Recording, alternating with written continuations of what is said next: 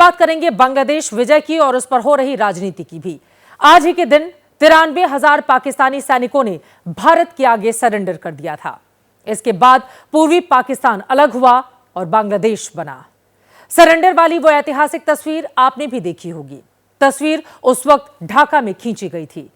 इसमें पाकिस्तान के सैन्य अधिकारी जनरल अब्दुल्ला खान नियाजी अपने सैनिकों के सरेंडर के दस्तावेज पर साइन कर रहे हैं।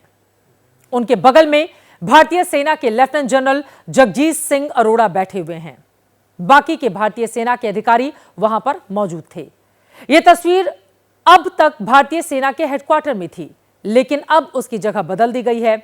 यह तस्वीर नई जगह पर लगी तो कांग्रेस ने इतिहास मिटाने के आरोप लगा दिए। बीजेपी और कांग्रेस दोनों ने इस मुद्दे पर राजनीति ना करने की बात कही थी, लेकिन बयान दोनों ही तरफ से एक दूसरे के खिलाफ जमकर दिए जा रहे हैं। 1971 में जब भारत के आगे 93,000 पाकिस्तानियों ने सरेंडर किया था, ये तस्वीर तब की है। अब तक ये तस्वीर आर्मी के हेडक्वार्टर में सेनाध्यक्ष के बैठक कक्ष में थी। अब ये नई दिल्ली में फील्ड मार्शल मानेक शॉ की याद में बनाए गए मानेक शॉ सेंटर पहुंच गई। तस्वीर बदली तो कांग्रेस ने सदन में कहा कि ये तो जवानों का अपमान है। आज सेना के हेडक्वार्टर्स में से वो तस्वीर उतारी गई है जिसमें पाकिस्तान की सेना आत्मसमर्पण कर रही है भारत की सेना के सामने। सदन के अंदर सरकार को घेरने के बाद प्रियंका बाहर आई और सांसदों के साथ प्रदर्शन किया। कांग्रेस ने मुद्दा उठाया तो सरकार ने भी तस्वीर की जगह बदलने की वजह बताई।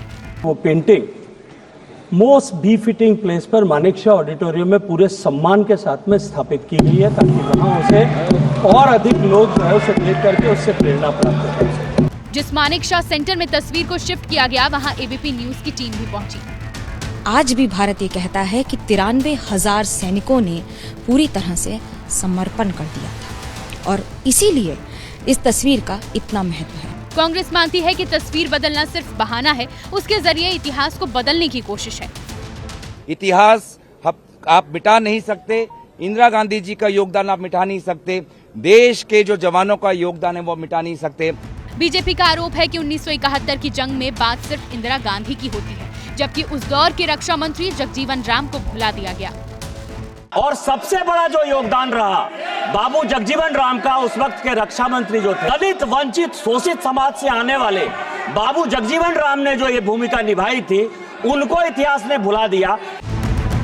बीजेपी अब 1971 के दूसरे नायकों को ढूंढ रही है तो कांग्रेस कह रही है कि आपने तस्वीर की जगह बदलकर इंदिरा गांधी के साथ जवानों का भी अपमान किया।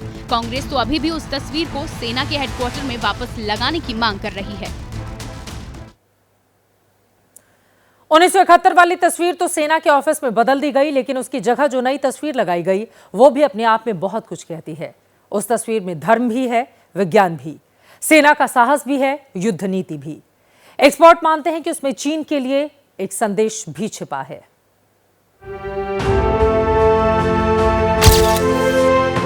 उन्नीस में मिली जीत की ये तस्वीर सेना के हेडक्वार्टर में लगी थी। कई साल बीत गए लेकिन तस्वीर वही रही।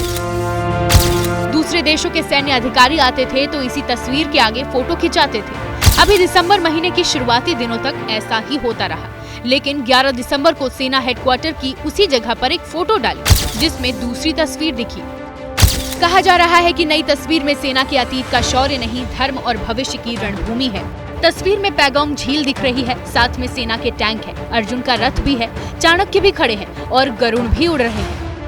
एक्सपर्ट और पूर्व सैन्य अधिकारियों की माने तो इस नई तस्वीर से भारतीय सेना दुश्मनों को एक नया संदेश दे रही है। इसके जरिए हम मैसेज देना चाहते हैं चाइना को कि आज का हिंदुस्तान जो है हर प्रकार से तैयार है, लेकिन ये जो लेटेस्ट पेंटिंग है इसमें कहा गया कर्म क्षेत्र, तो इसमें इतिहास है, इसमें रिलीजियस आइकोनोग्राफी है और इसमें मॉडर्निटी है। जो रामायण में है, जो महाभारत में है, जो चाणक्य में है, वो उनकी कोशिश है कि हमको दिखाने चाहिए। कई लोग नाराज हैं, कई लोग खुश हैं। 53 साल पहले 16 दिसंबर 1971 को भारत की मदद से ही बांग्लादेश अस्तित्व में आया था, लेकिन आज वही बांग्लादेश भारत से दूर होता जा रहा है। जिस कट्टरपंथी विचारधारा से भारतीय सेना ने बांग्लादेश को आजाद कराया था, वही विचारधारा अब वहां पर हावी हो रही है।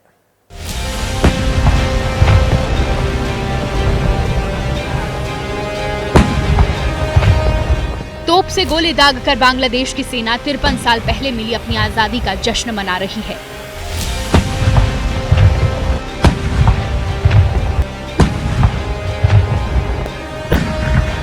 खुद की सेना, खुद का तोप और खुद की जमीन। बांग्लादेश के पास ये सब कुछ आया है भारत की वजह से। उनके लोग पाकिस्तानी सेना के पैरों तले कुचले जा रहे थे, कोई बचाने वाला नहीं था। तब तत्कालीन प्रधानमंत्री इंदिरा गांधी के आदेश पर 1971 में भारत की सेना उस वक्त के पूर्वी पाकिस्तान में घुसी और उसे आजाद कराया। उस वक्त के आर्मी चीफ जनरल मानेकशॉ की अगुवाई में सेना ने ऐसी लड़ाई लड़ी कि 93,000 पाकिस्तानी सैनिकों को सरेंडर करना पड़ गया। उस जंग में हमने अपने 3,843 सैनिकों को खो दिया।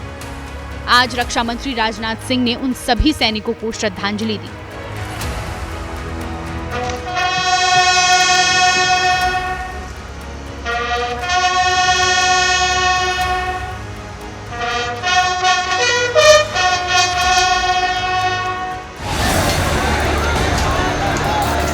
पांच महीने पहले जिस मुजीबुर रहमान की प्रतिमाओं को वहां के आंदोलनकारी तोड़ रहे थे, उन्हीं की रिक्वेस्ट पर भारतीय सेना गई और उनके देश को आजाद कराया। विडंबना देखिए, आज उनका देश उन्हें और उनके परिवार को अपना सबसे बड़ा दुश्मन मानने लगा है। अब हिंदुओं पर अत्याचार हो रहा है और भारत के प्रति भी जहर घोला जा रहा है।